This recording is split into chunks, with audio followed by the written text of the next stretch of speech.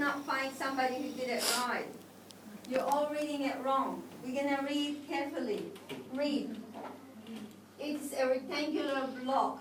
Okay, first of all, it looks like a rectangle, right? Of land.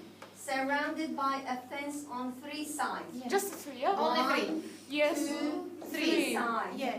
This side, the river, we're not putting a fence. Yes. Clear up to now? Yes. Alright. The length of the fence. The length of the fence. Where is the fence going to go? 1, 2, 3.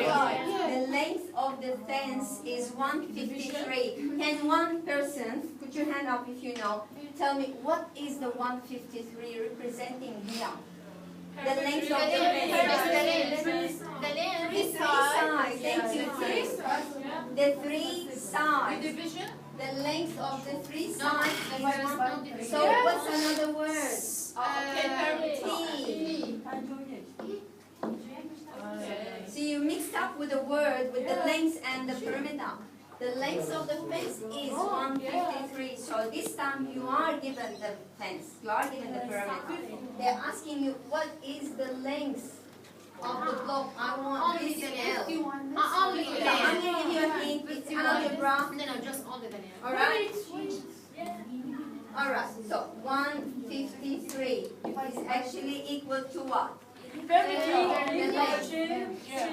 Plus 23 plus L. I'm going to leave you with this. This is algebra. Work it out. Solve equations to solve this. So what's Kim doing? She's adding the line terms. Alright, Kim goes slowly. Kim is going fast. So 2L 153 minus 65.